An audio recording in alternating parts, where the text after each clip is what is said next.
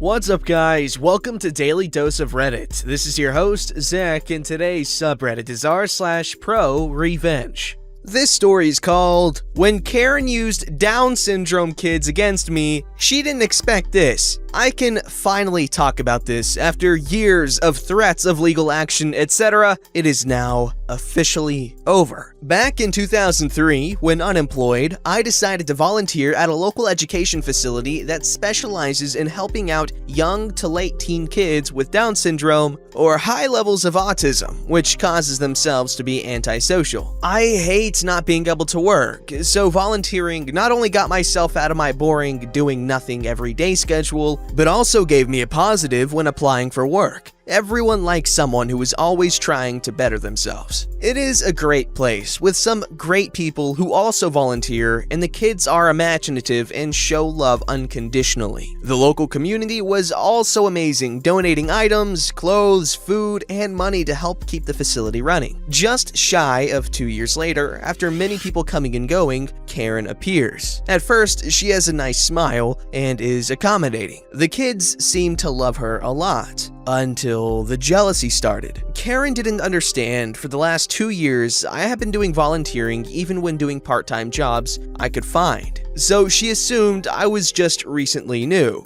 So when the kids always came to me to give hugs and tell me what they did that day and show off their art, well, Karen didn't like this, and she was jealous of my popularity with the kids. This started a spate of things happening. I was a smoker at that time. Not anymore. Have since quit 7 years ago. Best thing ever. So a rule was to make sure lighters, matches, and cigarettes were locked away in lockers at all times. This included medication, mobile phones, anything that could be a bad thing in the wrong hands. Although the kids would tell anyone that something that was sitting out in the open that shouldn't be there was there, and we would put them away. But this one day, Karen had gone to manager or HR administration to say that I had left my cigarettes out with my lighter, an electronic one which was unique. I was busy that day, so I was apologetic, as I could have easily forgotten, as you are kept on your feet constantly. But in the back of my mind, I had a niggling doubt that I am sure I put them in my locker. Over the next 4 months,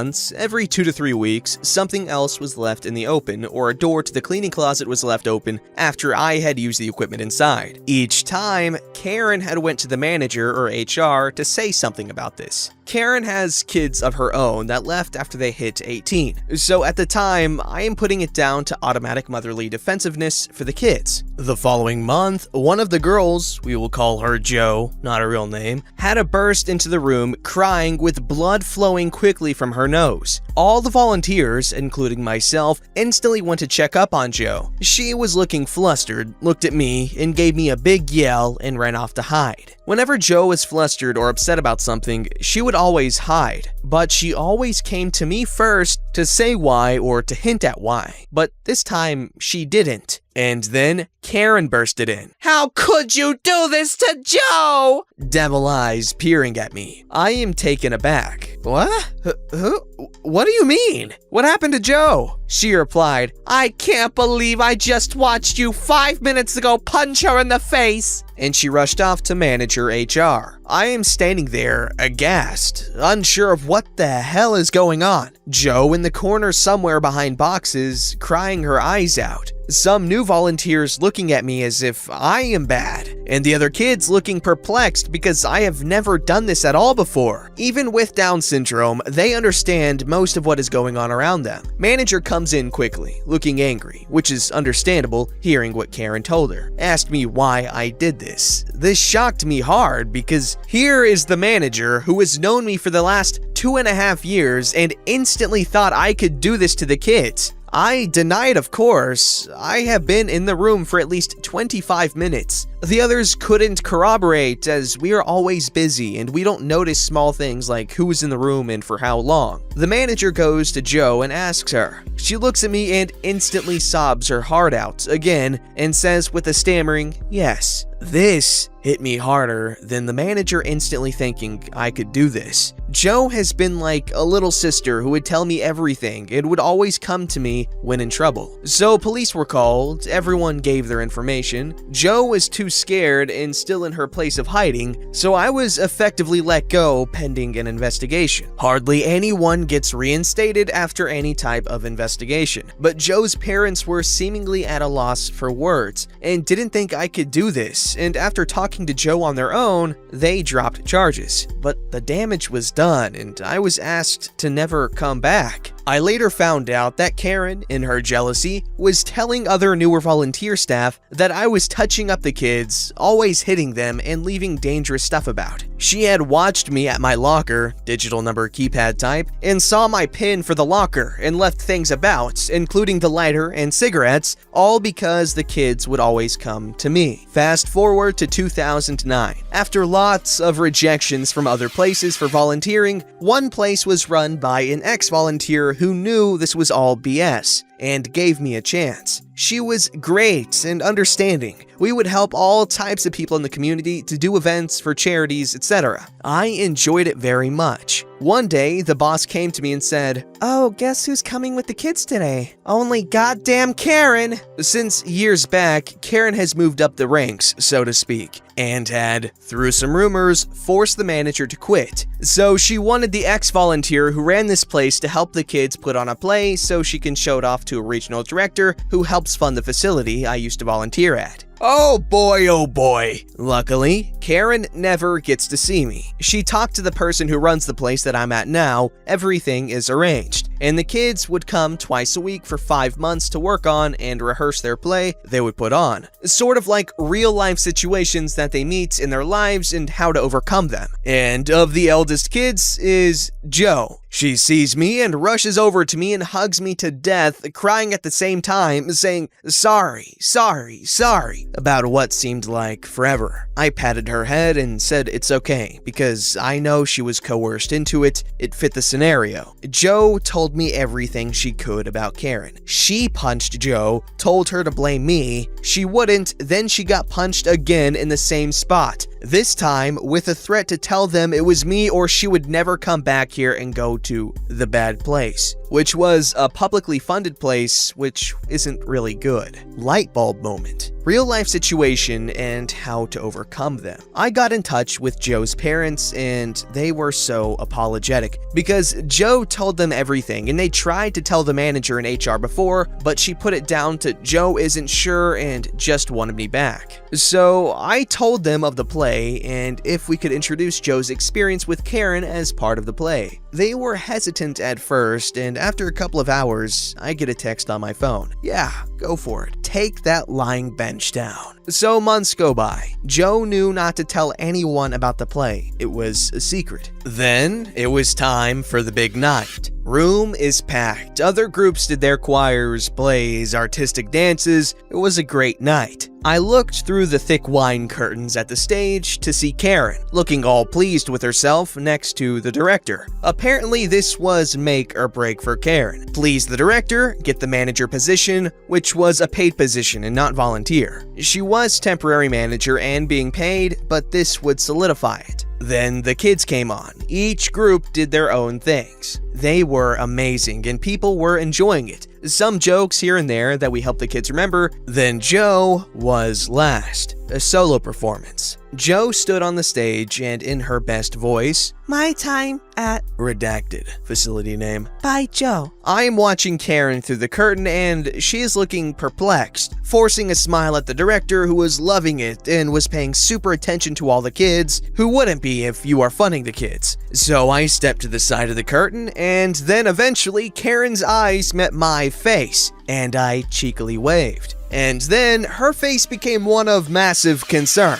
Joe put on an amazing performance, And the pièce de résistance was her solo part about Karen. In the dark, with a light shining on Joe for dramatic effect, she mimicked what happened to her that day. That hurt me, Karen. Why did you punch me? You did this to me, not... Redacted, me of course. Then she covers her nose again as if hit again. No, Karen, don't hit me again. I don't want to leave here. I'll do it. She stands up straight from her crouched defensive position and says, Karen told me to lie and say, redacted, hit me or I would go to the bad place. The director's face was unforgettable. He sat with his jaw literally hanging down and mouth agape. Karen was looking at me, at Joe, at the director, back and forth.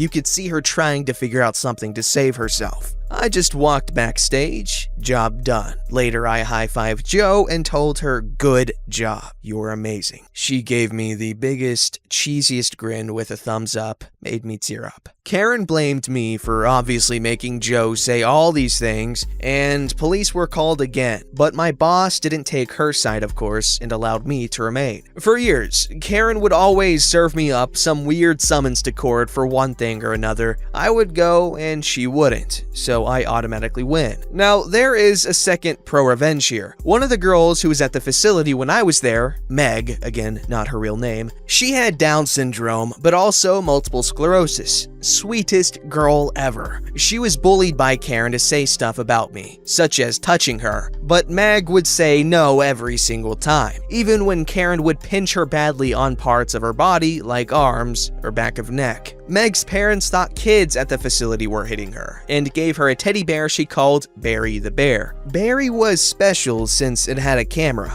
so she would have the bear, and if anything bad happens, she knew to press the bear's paw to start recording. Anyway, they forgot about it because Meg didn't have any more marks, etc. I guess Karen stopped tormenting her. But unfortunately, Meg lost her battle with multiple sclerosis March of last year, and they were going through her things, and the father found Barry the Bear and remembered why they got it. They went through what was recorded. Now, back then, things like this did exist, but they were heavy and expensive and didn't have much storage. Well, Joe was playing with Barry the Bear as Meg allowed her to play with him. They were good friends. Joe must have accidentally pushed the paw to start the recording, and on the recording, you could hear Karen in the background coming near. Karen had a policy of telling kids not to touch things that aren't theirs, so Joe must have feared that and put Barry on the shelving next to her. And we didn't see what happened, but it recorded sounds. The threats, the audible strikes, the crying. So Meg's parents told me about this, and that started me down the legal route to finally get Karen for good. It resulted in going to court, and after a day, they found Karen guilty. But she was banned from working with kids, placed on a registry which records violence against children for 15 years, and was fined $50,000 and was to pay damages to me, Joe, and Meg's parents. Unfortunately, the stigma I received back then never did go away, and I still can't go back to the facility to volunteer even after the truth, but that is okay. I am currently going to start a new job and will volunteer on weekends. But I know that Karen and her ambitious jealousy is now having the worst time ever. Everyone in the community knows what she did, and she has become a bit of a recluse and hardly ventures anywhere. Okay, so it's obvious that Karen here volunteered for the ego boost and for the for the clout that comes with, oh yeah, I volunteer with these special needs children, and yeah, I'm so good of a person. And you know what? I feel like that's okay to do stuff like that just for, your own ego, because if you're doing a good job, you're still helping kids that do need help. Obviously, you want volunteer work to come from a place of genuineness, because I guess in the case of doing it for your own ego, it is kind of demeaning to those that you are volunteering for, but they are still getting the help that they need and deserve, so I don't have much of a problem with it. However, she definitely took it like 100 steps too far, to the point where the only thing that's genuine about Karen's actions is that they were genuinely garbage and she's a disgusting, not even person, just lower than scum. I'm sure we can all agree with that. You know, you can put whipped cream on something that's not that good and it makes it a little bit better. Well, you know seafoam? Seafoam is like basically whipped animal proteins and lipids, and you know, it's nasty stuff. Essentially, it's all waste. It's all animal waste, and it like fish poo and, you know, just, it's waste. Well, that seafoam is the whipped cream you would put on the dish that is the Karen to improve it exponentially, because Karen is disgusting, and yeah, that's horrible. That poor kid. But I'm glad she got what was coming to her. But I feel like there could have been more of a punishment because she did assault children, and who knows how many other victims there actually were.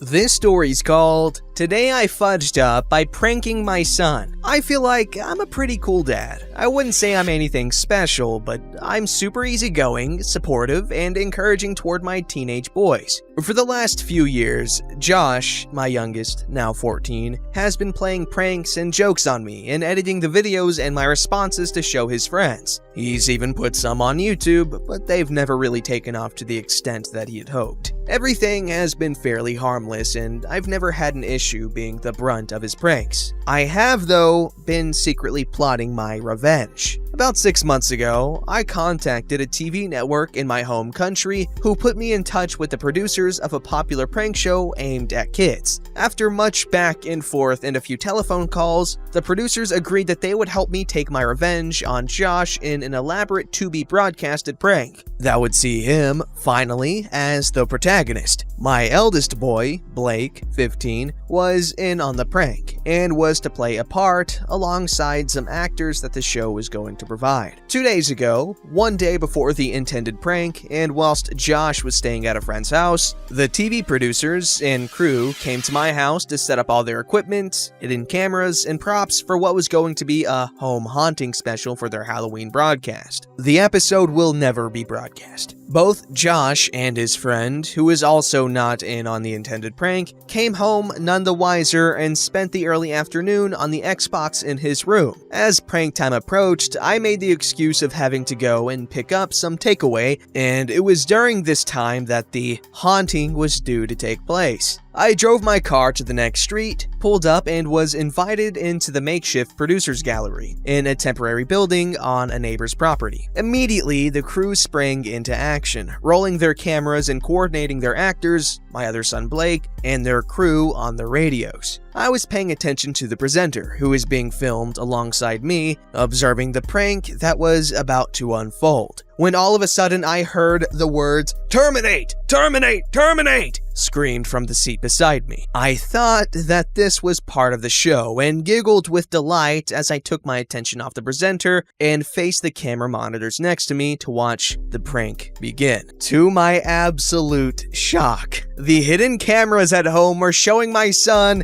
and his friend engaged in mouth fun time. I froze up for a moment, processed what was going on, and ran back to the house, where I was forced to intervene and tell Josh everything that was happening. I have never seen my kid so absolutely horrified in his life. He went pale, vomited everywhere, and cried uncontrollably for about 2 hours. His friend was equally distraught, and I did my best to keep them as calm as possible, whilst I tried to work out what to do. I'm still not sure that I have done the right thing. I booked a hotel and took my kids there and left the TV crew under my neighbor's supervision to pack everything up. I dropped Josh's friend to his house, but have not yet discussed the matter with his parents, though they are aware something went wrong during the filming of the show, but that everyone was okay. I am still at the hotel tonight with both the boys, and I have not heard from the producers yet. Josh hasn't really spoken to me or opened up all day, and I'm not sure how to approach the subject other than with apologies and support. I'm 90% sure that Blake has told his friends, even though he says he hasn't. Today, I flub-a-dub-a-dub-dub-dub.